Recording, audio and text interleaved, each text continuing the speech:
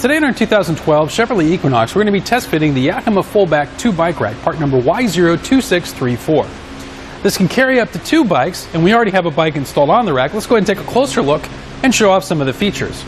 We're going to start at the ends of the arms here.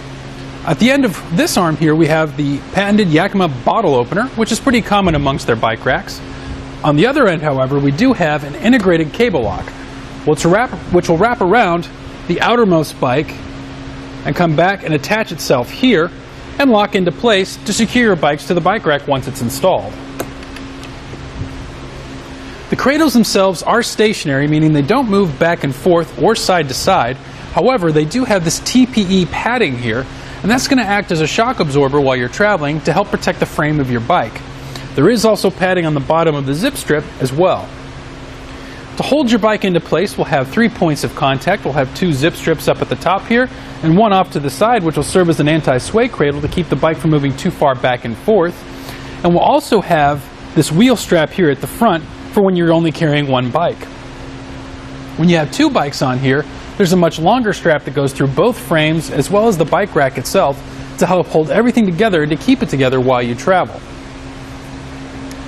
Also, a note with the anti-sway cradle here, this does move and fold up out of the way, and this is going to make loading and unloading your bikes much easier. We'll show that here in a second. Let's go ahead and take the bike off. To do that, there are tabs on either side of the zip strips. You just push them in at the same time, and the zip strip comes right out.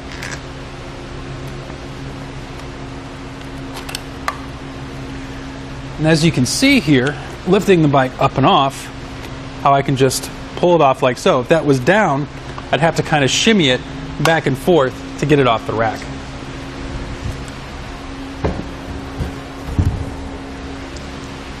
With the bike rack in this position, before I do that, let me go ahead and put the zip strips back into place so I don't lose them.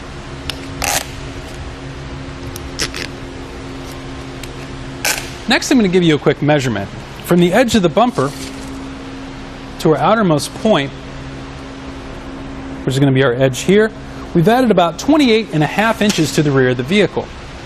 These arms do fold down for those close quarter situations by coming up to the center here where we have these 3 hubs.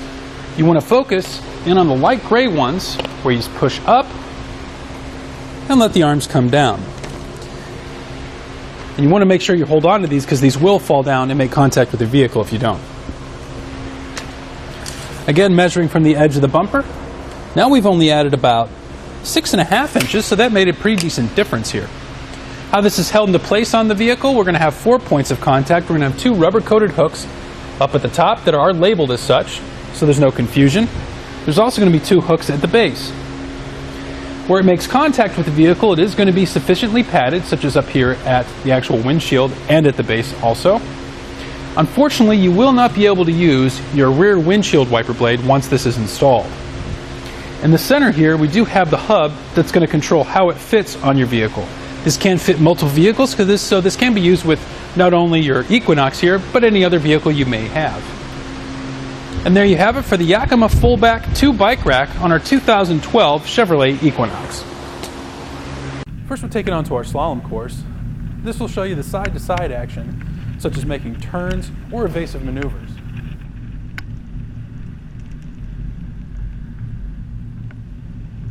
Now we're at the alternating speed bumps. This will show you how it looks driving on uneven pavement or potholes. Finally, we're at the solid speed bumps, which simulates going into your driveway or parking lots.